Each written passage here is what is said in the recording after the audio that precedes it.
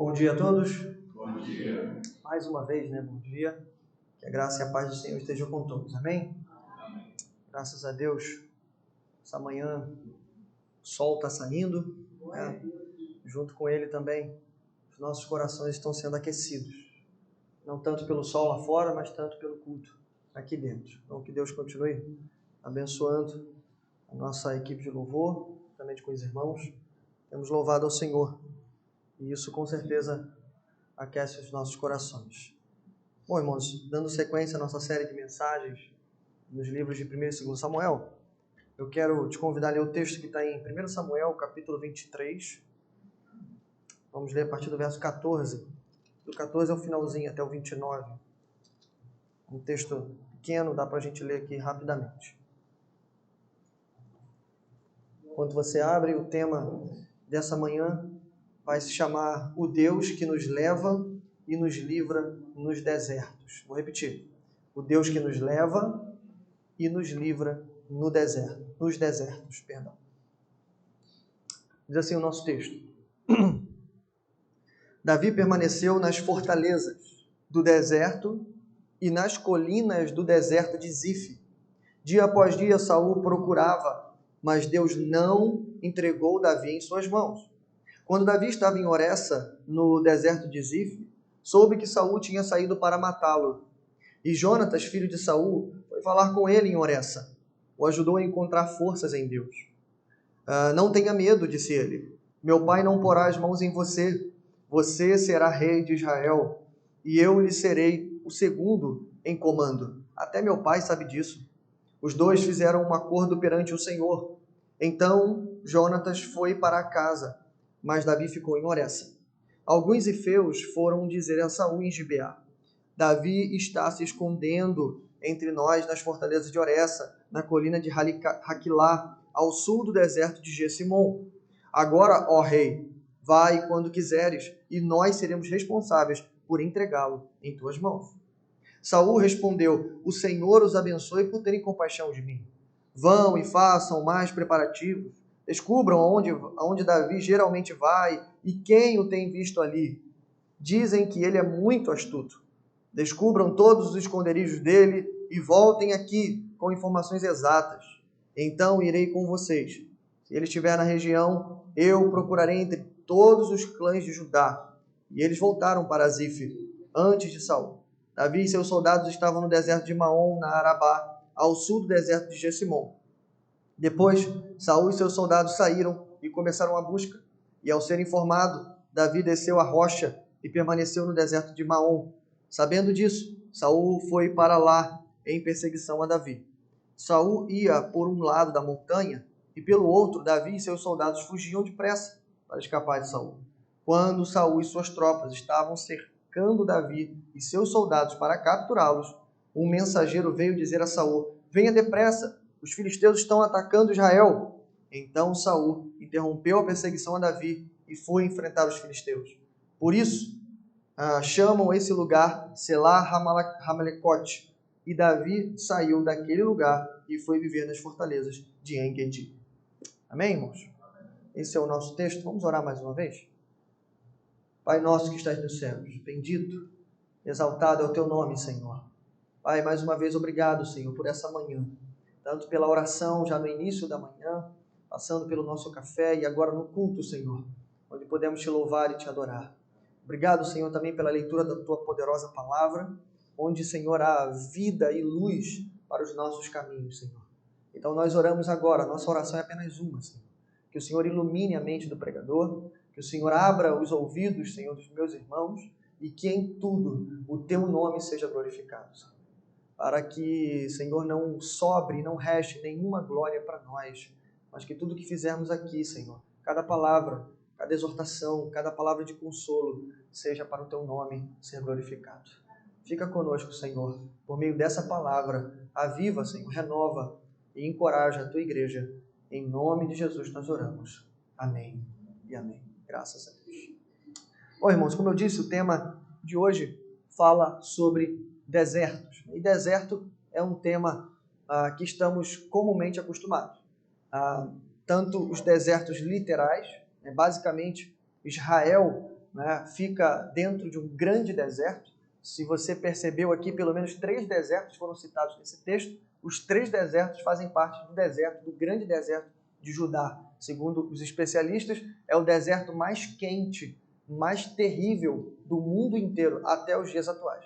Então, falar de deserto para a gente é muito fácil, mas não somente pelo problema, pelas dificuldades literais que o deserto traz. Sobretudo porque o deserto representa algo simbólico para nós. Não só para nós, mas para todo o povo de Deus nas Escrituras. O deserto simboliza basicamente a escola de Deus. Simboliza lugar de provação, né, lugar de treinamento, lugar de capacitação, lugar também onde o povo de Deus é tentado, mas sobretudo lugar onde Deus forja os seus heróis, onde Deus forma o seu povo e por aí vai. Então, deserto é um tema conhecido. O povo vai passar 40 anos no deserto.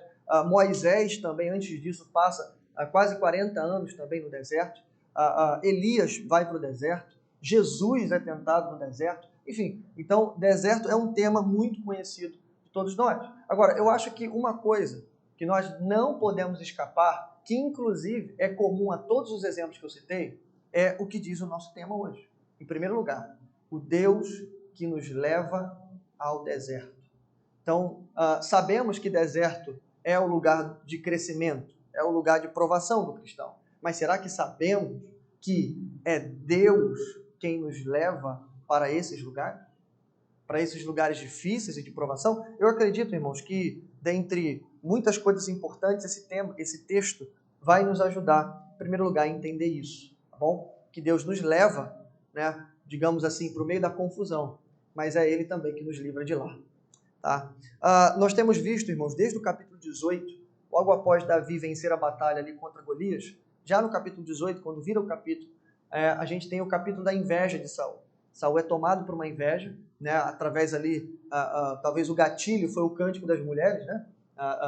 Saul matou 1000 e Davi matou milhares, então a partir dali a inveja toma conta do seu coração e Davi começa uma terrível e incessante caçada até capturar Davi e matá-lo.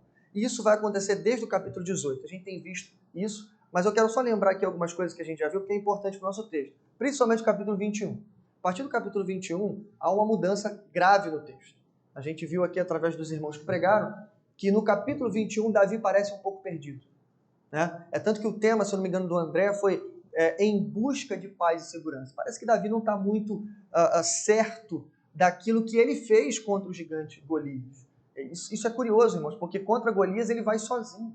Né? Ele desce o vale de Elá, luta contra um guerreiro extremamente poderoso dos seus dias, talvez o homem mais poderoso da terra naquele período. Ele, um baixinho, folgado, né? Desce aquele vale, né? Com fé no coração, dizendo, olha, eu vou sem arma, sem nada, mas eu vou te derrotar, em nome do Senhor dos Exércitos. Agora, quando você vai para o capítulo 21, você tem um Davi vacilante, medroso, fugindo e cometendo uma série de erros. Davi vai depositando a sua confiança, a sua esperança, a sua segurança e um monte de coisas que ele não deveria fazer em armas, né, em exércitos, até no povo inimigo. O texto fala que Davi vai para Gate, ou seja, para a terra dos filisteus, buscar abrigo. Chega lá, ele passa uma vergonha tremenda, né, e depois volta de lá. Mas aí, quando a gente vai para o capítulo 22, basicamente uma mudança vai acontecendo novamente na vida de Davi. A gente começa a ver, a partir do capítulo 22, claramente o Senhor tomando as rédeas da vida de Davi, dizendo assim, Davi, não dá para você continuar sozinho não, peraí, deixa eu conduzir esse negócio aqui para você voltar a entender, voltar a confiar somente em mim. E isso, irmãos, vai acontecer, pelo menos aí, por 4 movimentos, né? 4 movimentos que nós já vimos, que Deus conduz a vida de Davi claramente. Vou falar rapidinho para você. Primeiro, Davi, no capítulo 22, né? Davi vai para a caverna de Adulão. A gente também ouviu aqui em pregações que é na caverna, embora, claro, né? Não há nos versos nenhuma referência dizendo que Deus mandou ele para lá. Mas, irmãos, eu estou certo disso. Eu estou certo disso. Davi tinha que passar naquele lugar. Pastor, o que tinha na caverna de Adulão? 400 homens que nada tinham para fazer. Basicamente isso. 400 homens ociosos, mais do que isso. A palavra ali, irmãos, é muito forte, porque a palavra ali fala de homens amargos. Eram 400 homens endividados. Eu vou chamar aqui, tá, irmãos? Eu tentei buscar uma expressão politicamente correta para chamar esses 400 homens, eu encontrei a expressão marginais, né? Porque eles estavam à margem da sociedade. Por isso eles se escondiam na caverna de Adulão. Aí imagina você, estou fugindo do rei, vou entrar numa caverna, mas já tem 400 pessoas lá dentro. Só que a informação mais incrível desse texto é essa frase que eu vou te contar agora. A frase vem escrita assim, ó: e Davi se tornou o líder deles. Irmãos, se isso aqui não é o poder de Deus, eu não sei mais o que é. Porque eu não sei você, né? Aqui na igreja a gente tem, pelo menos na minha empresa, um pouco mais de 100 pessoas. Né? E comandar 100 pessoas já é muito difícil. Só que graças a Deus eu comando 100 pessoas maravilhosas. A gente está aqui na frente de um rebanho maravilhoso. Pessoas, né, honestas, pessoas cristãs, convertidas, famílias inteiras. Isso é fácil. Agora, 400 homens marginais, sabe-se lá o que esses caras fizeram. Né? Endividados, como diz o texto. E pior, homens amargos. Eu não sei o que Davi disse para eles, mas eu tenho certeza que foi o poder de Deus que moveu aqueles homens a seguir Davi. Né? E aí, o segundo movimento que acontece, ainda no próximo texto, é depois que Davi encontra a tal fortaleza na fronteira, a gente não sabe onde é, mas ele encontra essa fortaleza, deixa os pais dele lá, né? E aí o profeta que está com ele, o profeta Gade, fala para ele, olha, não fique na fortaleza, vá para Judá. Aqui, claramente, a gente vê Deus falando por meio de um profeta, então você sabe, opa, Deus está guiando Davi. Mas veja bem, irmãos, pense comigo, rapidinho. Se eu estou fugindo do rei, né, o rei tem ao seu comando milhares de homens. Vai dizer só nesse texto que Saul pegou 3.000 só 3.000, para poder caçar Davi. Então, se eu estou fugindo do rei, para onde que eu vou? Eu vou para dentro do território ou eu vou ficar na região de fronteira? Obviamente na fronteira. Deus diz exatamente o contrário para Davi. Ele encontrou uma fortaleza, deixou sua família, mas não é para ele ficar na fortaleza. Não é para ele ficar no lugar seguro. É para ele ir para o meio da confusão. Pior do que isso, terceiro movimento. Quando Davi está lá em Judá, no meio da confusão, com os 400 ex-marginais dele, lá, né? Davi fica sabendo, depois do massacre de Nob, que Keila está sendo atacada. Keila fica onde, irmãos? Só para lembrar para a gente. Keila fica na fronteira. Mas Deus, o Senhor não mandou a gente ir para Judá? Sim, mas agora eu estou mandando vocês ir para a fronteira de novo. E veja, irmãos, o que está acontecendo na fronteira? Só para refrescar a sua memória. Tem os filisteus atacando, né, pelo leste e Saul provavelmente vindo pelo oeste. Você já viu esse movimento, você já viu essa história, né? Lembra do povo no deserto? Fugindo de Faraó, do Egito? Eles deparam de frente para o Mar Vermelho e aí quando eles olham o mar, eles lembram, tem um exército de Faraó, o exército mais poderoso do mundo lá atrás. Em outras palavras, Deus manda Davi sair da fortaleza e ir para Judá. Agora ele manda a gente sair de Judá, voltar para a fronteira. Irmãos, isso não está fazendo muito sentido, mas enfim, Davi ouve a voz do Senhor, ouve a voz dos seus guerreiros, né? Guerreiros ainda não iniciados, né? Ainda não teve batalha, e eles dizendo assim, olha, eles falam mais ou menos isso, ó, em Judá, Davi já está ruim, né? A gente está meio com medo aqui, mas imagina se a gente for para Keila, lutar contra os filisteus, sabendo que Saul está na nossa cola. Não foi meio para isso que eu me alistei. Davi ouve a voz do Senhor, Deus fala assim, vai lá porque eu vou entregar os filisteus em suas mãos. Davi vai. Davi vai para a fronteira e derrota aqueles homens. Lá em Keila, já estou acabando. Quando ele chega lá, acontece então a traição de Davi. Ou melhor, aconteceria uma grande traição. Por quê? Davi fica sabendo que Saul está vindo. E aí ele pergunta ao Senhor duas coisas. Primeiro, Saul vai me achar? Se ele me achar, ele vai arrasar com essa cidade, igual ele fez com Nob? Deus fala, sim, ele virá. Essa é a resposta de Deus. Segundo lugar, tá bom, Senhor, ele vai cercar a cidade, tudo bem, mas tem muitos homens aqui. Talvez eu consiga lutar, né? Eles vão me ajudar? Eles vão estar comigo? Eles vão segurar minha mão? Deus falou para ele, não. Eles vão soltar a tua mão e vão te entregar. Eles vão te trair. E aí Deus, mais uma vez, orienta Davi, e com essa orientação, Davi foge de Keila antecipadamente. E aí ele volta para onde, irmãos? O texto, chegamos então ao texto que nós lemos agora.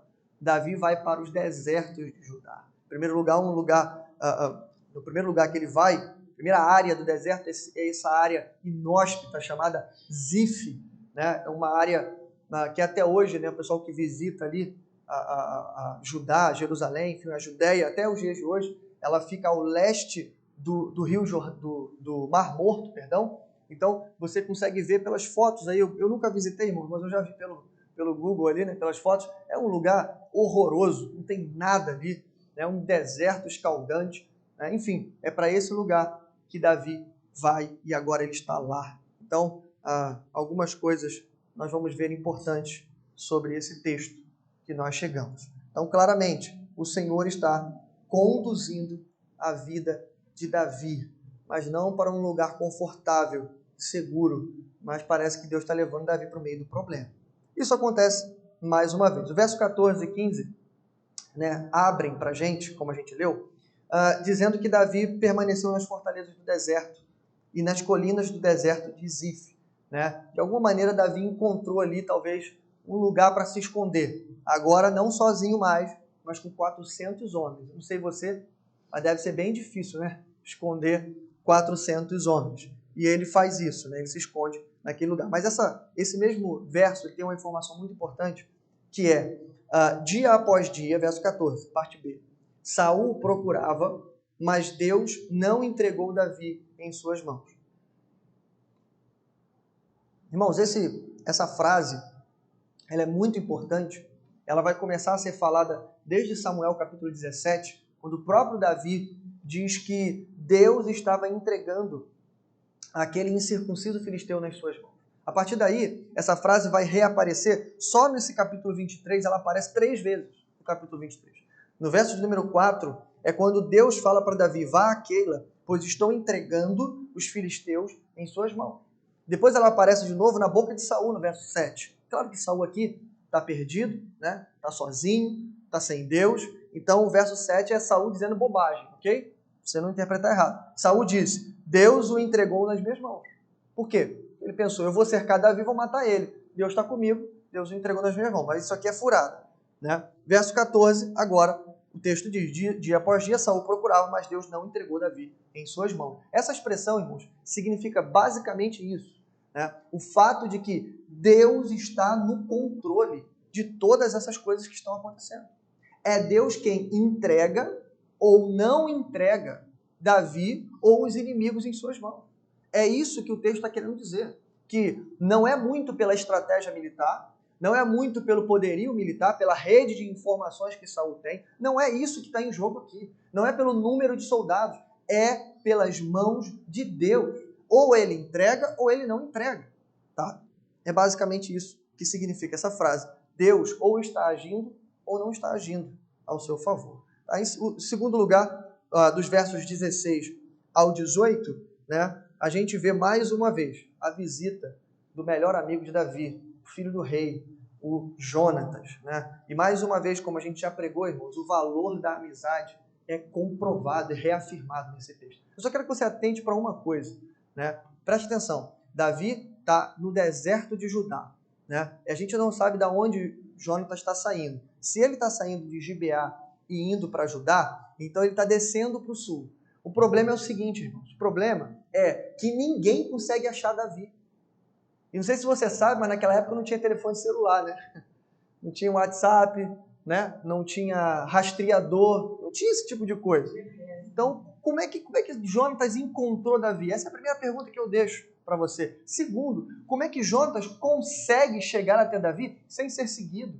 Sem ser, enfim, atrapalhado por alguém no meio do caminho? E detalhe, Saul, junto com seu exército de 3.000 homens, somado a isso, uma rede de informações, de espiões, de traidores que vão aparecer no texto, não conseguem achar Davi, mas Jonatas consegue. Jonatas vai, parece que sozinho, não sei se ele está com os valentes dele, ele consegue chegar até Davi. Eu acredito de novo, irmãos, que isso aqui é providência de Deus, por isso que eu estou enfatizando isso, ele chega até Davi. E ele não vai à toa, ele vai mais uma vez para fortalecer o coração de Davi. Faz uma pausa aqui, isso aqui prova para a gente pelo menos uma coisa. Lembra que eu falei? Capítulo 21, Davi estava meio perdidão, né? Buscando segurança, um monte de coisa. Capítulo 22, Deus traz Davi de volta. E agora não somente ele acha segurança, como ele se torna o próprio lugar seguro para os outros. Primeiro para Abiatar, o filho sobrevivente lá da cidade de Nob, e depois para os 400 marginais que ele vai encontrar na caverna de Adulão. Ou você acha que aqueles homens resolveram seguir Davi por quê? Se eles vissem ali um homem fraco, eles não seguiriam. Se eles vissem um homem duvidoso, vacilante, eles não seguiriam. Eles viram ali um homem de Deus, forte, valente e corajoso, que ouve a voz de Deus e obedece. E mais, o Senhor estava com ele. Por isso eles seguiram. Agora, Davi está no deserto, então a coisa é muito dinâmica. E parece que Davi cai mais uma vez. Parece que Davi aqui, talvez não como ele estava no capítulo 21, mas parece que ele precisa de uma palavra de força, de ânimo. É para isso que Jonatas vai lá. Irmão, isso aqui é o retrato, né, da nossa vida. Às vezes a gente está, né, no 220, mas às vezes o ponteiro ali está abaixo do 10, do 20 ali, e a gente está lá embaixo. Talvez Davi estivesse passando por uma situação dessa. Né? Jonatas vira para ele, em primeiro lugar, não tenha medo. Jonatas não falou isso à toa. É provável que ele estivesse com medo. E ele diz, meu pai não porá as mãos em você. Ele está dizendo coisas óbvias aqui. Deus está do seu lado. Né? Com certeza você será rei de Israel. Mais uma vez Jonatas profetiza, dizendo, você vai ser rei. E detalhe, quando você for rei, eu vou ser o segundo no comando. Né? Dessa espécie de profecia, só a segunda coisa não se cumpre. Né? Esse encontro, irmãos, vai ser o último encontro de Davi e Jonatas. A última vez que os amigos se encontram. Mas com certeza Davi nunca vai esquecer desse encontro. A primeira coisa que Jonatas falou se cumpriu. Realmente, Davi será rei de Israel. Mas a segunda não. Jonatas não foi o seu comandante, porque infelizmente ele vai morrer alguns capítulos à frente, né, na batalha. E não será subcomandante de Davi. Mas seguindo o texto, então a partir dos versos 19 ao 25, Davi é traído gratuitamente. A gente viu que Davi foi traído em Keila, mas agora Davi é traído de forma gratuita. Por que, pastor, de forma gratuita? Porque em Keila, irmãos, há pelo menos uma explicação para o povo traído. Né? Eles ficaram sabendo do massacre da cidade de Nob, né? Davi libertou a cidade, mas agora está vindo Saul com o seu exército. E está vindo para quê? Para arrasar a cidade. Então, talvez seria normal, né, os moradores pensarem assim, olha, para a gente não morrer, vamos entregar Davi e seus homens. Né? Então, pelo menos eles tinham algum motivo, embora não justifique, mas explica. Quando a gente fala da região ali de Zif, os zifeus, eles não tinham motivo. Pelo menos não motivos diretos. Porque a gente sabe que Saul, provavelmente, todo o povo estava com medo de Saul. Porque sabiam que se alguém ajudasse Davi, estariam correndo perigo. Mas eles gratuitamente se oferecem, aparecem, né, chegam os mensageiros ali a Saul dizendo, olha, nós encontramos Davi, ele está escondido na região, né, vai lá que nós vamos entregar ele para você. Saul fica maravilhado. Aqui há uma coisa que eu preciso destacar, né? O verso 21. Saul responde, o Senhor os abençoe por terem compaixão de mim. Mais uma vez, a loucura de Saul fica evidente no texto. Né? É interessante, irmãos, que Saul, ele se comporta, pelo menos até agora, como um servo de Deus. Né? Ou pelo menos um servo de Deus aparente. Né? Primeiro ele fala, olha, eu vou capturar Davi, o Senhor está me entregando Davi em minhas mãos. Coitado.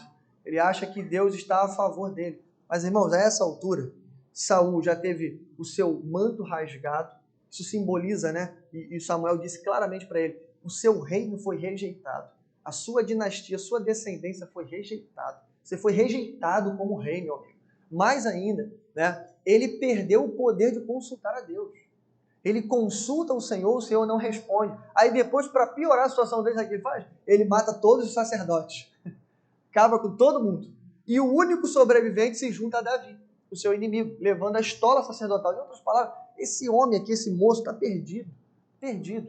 Ao ponto de dizer, olha, Deus os abençoe. Né? Aquele tipo de charlatão e fanfarrão que nem ele mesmo acredita naquilo que ele está falando. E aí ele termina dizendo, né? Por terem compaixão de mim. Irmãos, essa frase na boca de Saul, ela me faz pensar a seguinte coisa, que não é para a gente ter compaixão de todo mundo. Cuidado com isso, tá?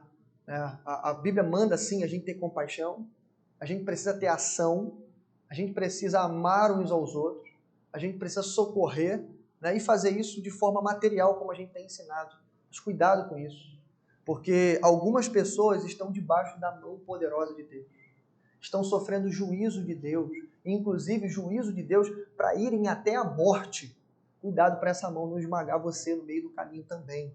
Tá? Talvez essa é a lição importante que a gente aprende aqui. Né? Aquele povo teve compaixão do rei errado. Eles escolheram, apostaram, né, no páreo errado. E provavelmente não vai dar muito certo isso para eles. Mas enfim, o texto termina, né, aí sim, com a história. Depois de toda essa confusão, com a história do livramento.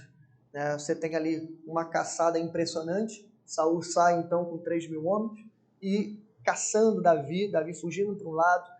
Não sei se você percebeu, mas Davi passa por 3 regiões do deserto, fugindo de um lado para o outro. Agora ele está em Maom, né? E ali na região de Maom você tem uma montanha, né, cheio de rochas, né, um grande rochedo, né, uma montanha rochosa, na verdade.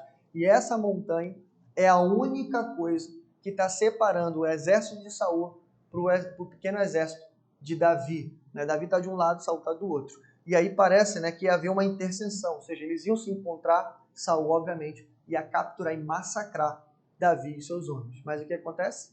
Providencialmente. De novo, irmãos, o texto não precisa falar. O texto não precisa dizer, olha, Deus enviou um mensageiro. O texto não precisa dizer isso. Porque, na verdade, aqui Deus não enviou o mensageiro, né? Deus enviou os filisteus para atacarem o seu próprio povo para poder salvar o seu servo. Então, se você quer algo claro, era isso que era para estar escrito no texto, mas não precisa estar escrito no texto. Por quê? Porque na hora, né, parece até cena de filme, já viu? Parece que, né, vai o herói, né, os heróis vão perder, aí vem a salvação, vem o livramento. É exatamente o que aconteceu aqui. O mensageiro chega, Saul, rei, olha, os filisteus começaram a atacar Israel. Aí ele fala, opa, toca a retirada, eles dão meia volta e precisam defender Israel. Então veja, irmão, salvo, como diz o ditado, salvo pelo gongo. No último minuto, Davi é salvo da morte. Né? E aí termina a expressão, né? Por isso chamam esse lugar, sei lá, Ramalecote. A tradução aqui literal seria pedra de escape ou de divisão. Né? Entre Davi, né, e Saul só tinha ali uma pedra no meio. Bom, irmãos, a partir dessa leitura, né, e dessas considerações, eu acredito que 3 coisas ficam bem evidentes aqui para a gente.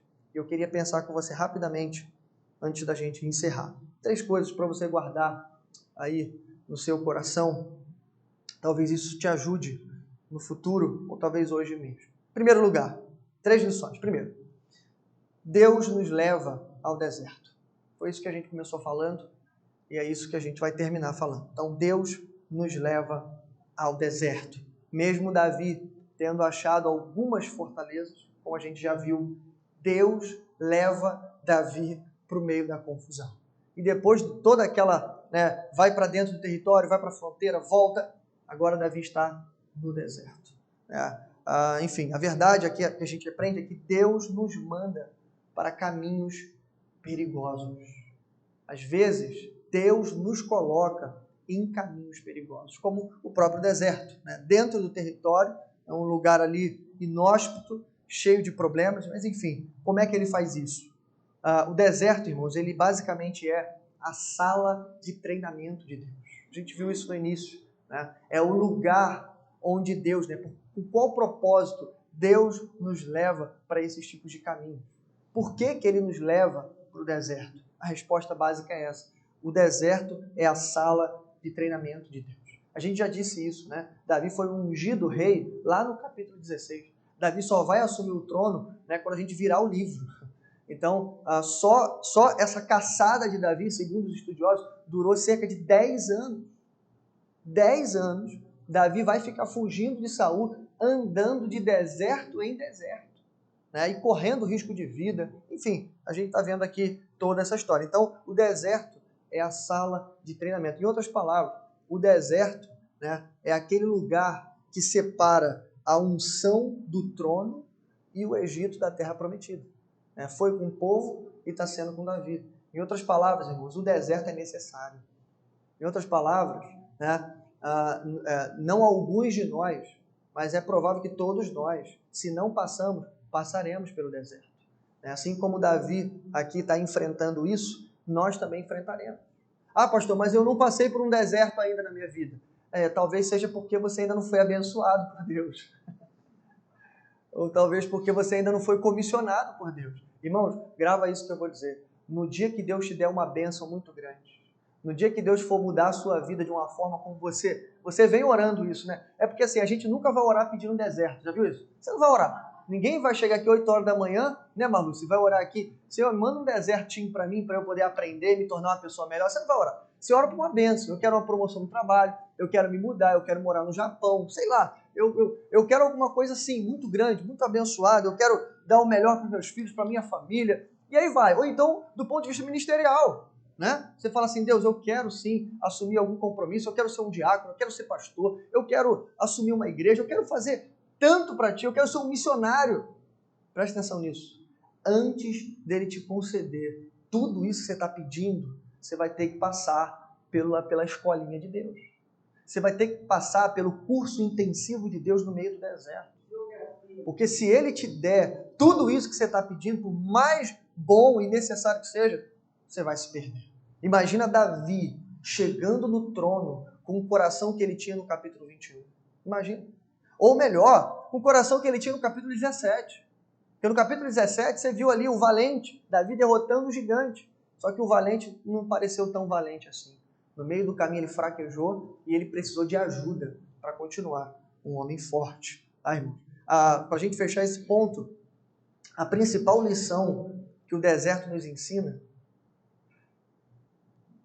de tudo que ele vai ensinar para a gente, é que na hora da escassez, na hora da dificuldade, na hora que você perde tudo ou quase tudo, como aconteceu agora, né, com alguns dos nossos irmãos aí, que infelizmente por causa das enchentes, perderam tudo. Isso é um deserto. Isso é uma coisa tremenda, né, de acontecer. Imagina você, minha tia, por exemplo, eu citei aqui, até confundindo a Edi. Minha tia Xará da Edi ali, eu, na hora de falar com a minha tia, eu mandei mensagem para a Edi pensando que era minha tia, mas aí a gente corrigiu. Mas a minha tia, tadinha, tinha acabado de reformar a cozinha. Imagina você, né? Comprou os móveis ali, tudo na Casas Bahia, aquele aglomeradozinho abençoado, né?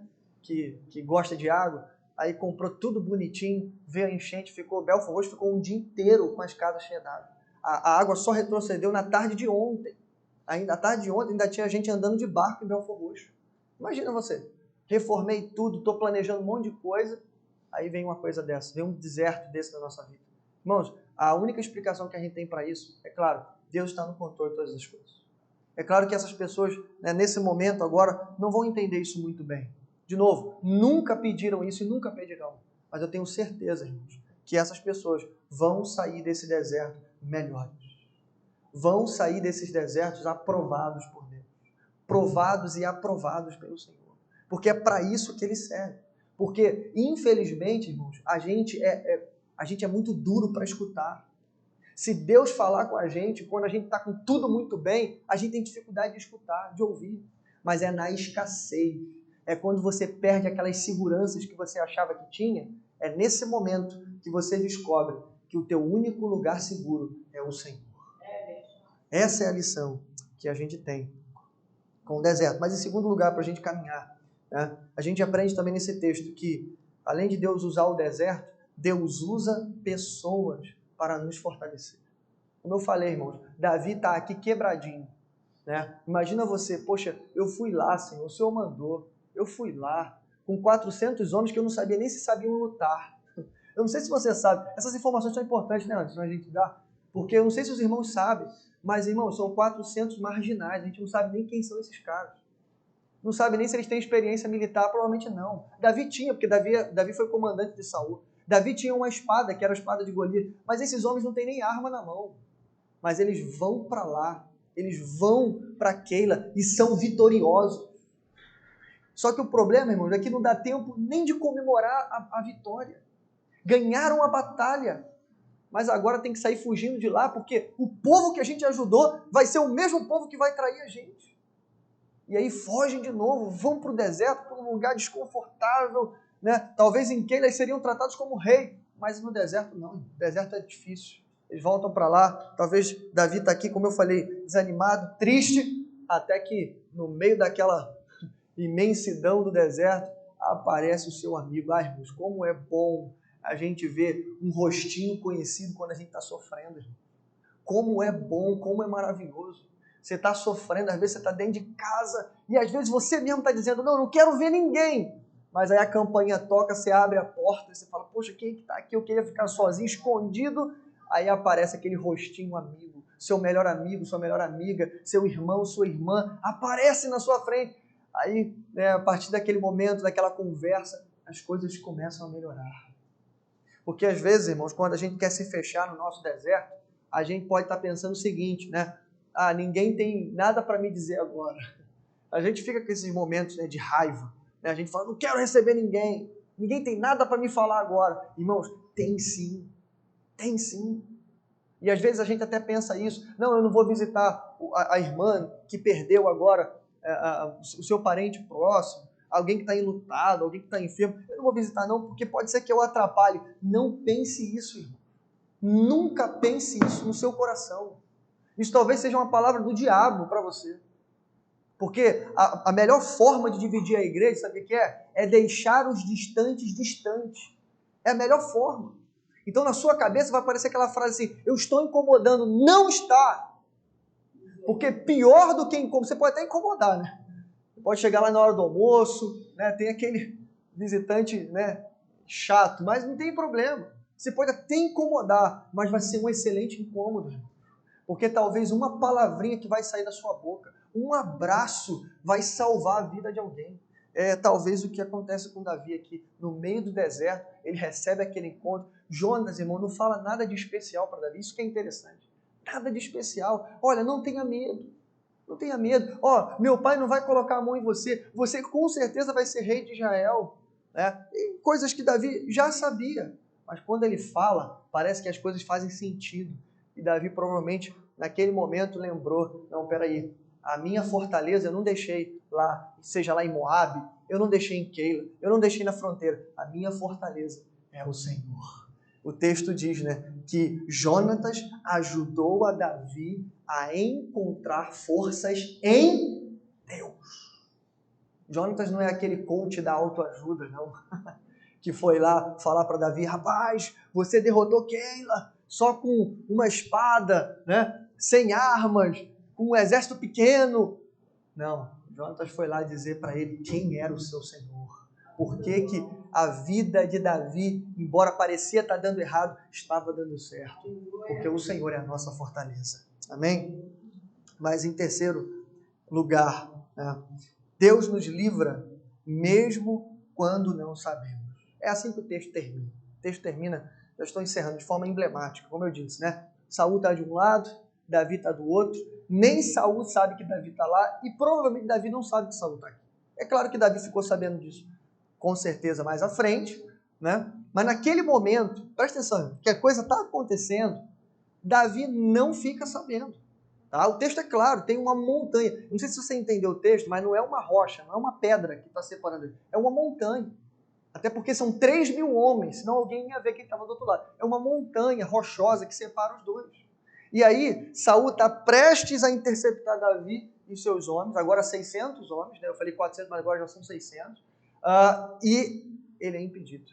O livramento chega na hora certa, né? No momento exato e de forma eficaz. Saul tem que bater em retirada, porque tem outra batalha para ele lutar. Então veja, irmãos, aqui acontece o que muitas vezes acontece na nossa vida. Né? A gente recebe um livramento da parte de Deus, uma bênção especial de Deus, uma providência de Deus, às vezes sem nem mesmo a gente saber. E como eu disse, irmãos, a gente está passando por um texto, embora eu estou mostrando para você que Deus é o protagonista, mas nem sempre o texto está dizendo, olha, foi Deus que fez isso, foi Deus que fez isso. Não. O texto abriu lá no verso 14, dizendo, dia após dia Saul procurava matar Davi, mas Deus não o entregou em suas mãos. Só isso, mais nada. Só que aí vem a providência, o deserto, Jonatas e agora o livramento. Quem é que está por trás disso? Deus. Ah, mas Davi não sabia. Sim, mas Deus está livrando ele. Mesmo sem saber. Irmãos, isso aqui é prova, né, do cuidado amoroso de Deus pela minha e pela sua vida. Embora, claro, a gente deva orar, irmão, isso aí é fato. Tá? A gente precisa orar, como a gente orou hoje pela manhã, e é o dever do cristão estar orando constantemente ao Senhor. Mas deixa eu te dizer isso, Deus cuida de nós até mesmo quando a gente não está pedindo. Deus cuida de nós até mesmo quando a gente nem sabe. A gente nem sabe quem foi que se levantou contra nós. A gente nem sabe. A gente nem sabe quem são as pessoas que estão falando mal de nós. Não sabe. E às vezes não precisa nem saber. Mas Deus já foi lá, e mudou a situação toda. Você não sabe, mas Deus fez. Eu não estou falando, irmão, daqueles casos, né, em que a culpa é nossa e a gente joga para Deus, não. Já viu? Já ouvi muito isso. Ah, meu pneu furou, o óleo do meu carro acabou, e aí acho que Deus estava me livrando. Não, foi você, né, que não cuidou do carro. Ou então, não, eu cheguei atrasado no trabalho hoje, Deus me deu um livramento hoje. Não, você acordou tarde e chegou atrasado. Né? A gente precisa corrigir isso. Mas, irmãos, a verdade é que muitas vezes, né, tirando esses exemplos ruins, mas em muitas vezes, Deus está nos livrando e a gente nem sabe. E aqui, para a gente encerrar, vem talvez uma informação gloriosa desse texto. Gloriosa. É a tal do Selah HaMalakot. Isso aí talvez passe desapercebido, porque quando a gente lê esse texto, a gente vê que uma rocha ficou entre Saul e Davi. Mas eu vou mudar a frase, talvez você entenda melhor. Presta atenção. Só tinha uma rocha que separava Davi da morte. Isso mesmo. Somente uma coisa separou Davi da morte certa nesse exato momento. Sabe o quê? A montanha rochosa, a rocha.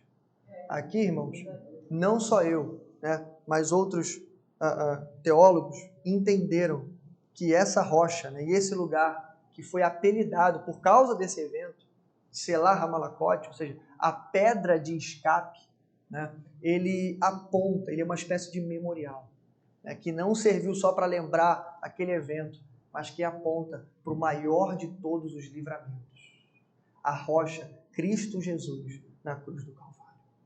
Veja, irmãos, é assim que a gente vai terminar esse texto. A gente falou aqui de um Deus, né, que nos envia para o deserto. A gente falou aqui de um Deus que envia pessoas para nos ajudar.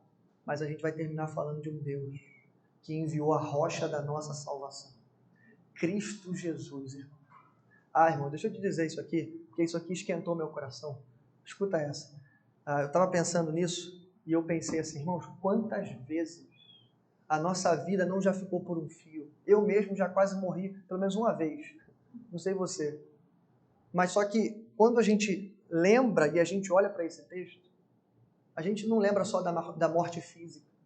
Sim, talvez você aqui, todos nós, tenhamos história. Talvez alguém aqui já teve um princípio de infarto, princípio de derrame, de AVC, coisas do tipo. Barbosinha, então, é o sobrevivente de Juscelino. Né? Tá ali atrás. Mas eu não estou falando só do ponto de vista físico. Quando a gente pensa, a minha vida já esteve por um fio, você tem que lembrar da cruz do Calvário. Você tem que lembrar de pelo menos 4 anos antes do século I, quando nasceu o Redentor, irmãos. Naquele exato momento, quando João 1,14 diz que o Verbo se fez carne e habitou entre nós, a nossa vida estava por um fio. Não fosse pela encarnação dele, pelo nascimento dele, pela obra dele, pelo sacrifício dele na cruz, a nossa vida terminaria, seria por um fio. Talvez como Davi, né? Nós e a morte, nós e nossos inimigos, nós e as trevas, nós e o inferno, nós e o pecado. A única coisa que nos separou de toda essa destruição foi a rocha da nossa salvação. Irmãos, como isso aquece o coração. Lembrar que, mais uma vez, Jesus, Ele, que é o nosso grande libertador, esteve entre nós e a morte. Davi escreveu, eu vou encerrar lendo isso, o Salmo de número 54. Eu queria pedir você que abrisse comigo, ele é bem pequenininho. Me ajuda aqui, que não está no meu script aqui, mas eu acho importante a gente terminar lendo ele. Salmo 54 é o salmo atribuído, eu acho que é esse. Não, eu falei errado, não é o 54 não.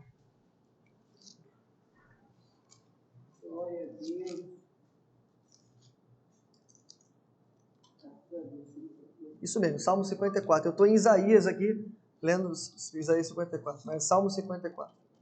Perdão, isso mesmo.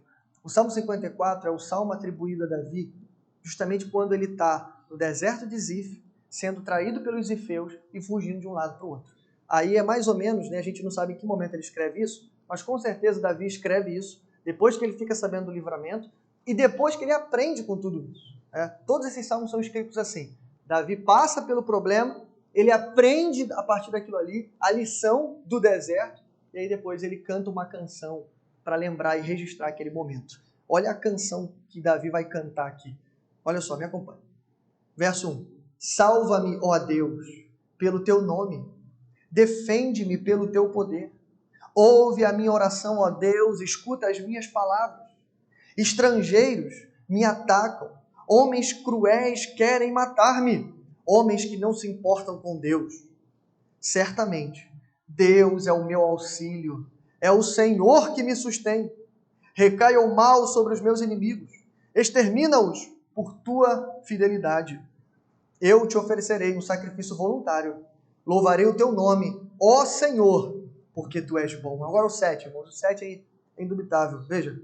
Pois ele me livrou de todas as minhas angústias e os meus olhos contemplaram a derrota dos meus inimigos. Pode dizer amém? Amém. Você pode glorificar e adorar aquele que nos livrou de todas as nossas angústias. Não só das angústias físicas e terrenas, mas da pior delas, a morte. Amém? Vamos adorar e louvar o Senhor com essa oração. Pai nosso que estás nos céus, bendito e exaltado é o teu nome, Senhor. É verdade, Senhor, como disse o pregador, alguns textos, Senhor, não há tantas aplicações para nós, mas há muitos louvores e honras e glórias para ti, Senhor. Talvez esse seja um deles, Senhor. Nós vemos na vida do rei Davi um grande livramento, Senhor. No momento de escassez e de vulnerabilidade, o Senhor manteve uma rocha, Senhor, entre Davi e a morte. E assim também foi na nossa vida. Em muitos momentos, e no momento principal de nossas vidas, Senhor, toda a humanidade estava por um fio, prestes, Senhor, a sermos condenados, destituídos da tua glória, com uma palavra de condenação, um escrito de dívida que nos era contrário, Senhor, que apenas nos acusava e de forma certeira e justa estávamos sendo condenados. Mas então chegou o Salvador, mas então nasceu o Redentor, mas então o Verbo se fez carne e habitou entre nós. E veio vivendo a nossa vida, completando a obra que tinha para fazer, morreu na cruz, em nosso lugar, e nos salvou, perdoando os nossos pecados e nos levando mais uma vez de volta para o nosso Deus, para o nosso Senhor. Ah, Senhor, é a Ti, Senhor, que queremos louvar e engrandecer nesse momento, porque Tu és a nossa rocha de escape. Tu és, Senhor, o nosso libertador, a nossa pedra angular, Senhor, a nossa rocha também, que foi rocha de escândalo, sim, mas com certeza é a pedra de esquina, a pedra de salvação, aquele, Senhor, pelo qual nós rendemos louvores e honras e glória, porque um dia o Senhor esteve entre nós e a morte e nos livrou. Obrigado, Senhor, porque além de todos os livramentos que recebemos diariamente, nós louvamos a Ti, pelo maior de todos os livramentos. Obrigado, porque o Senhor é a nossa rocha. Fica conosco, Senhor, no nome santo de Jesus Cristo. Nós oramos e bendizemos o Teu nome. Em nome de Jesus. Amém e amém. Graças a Deus.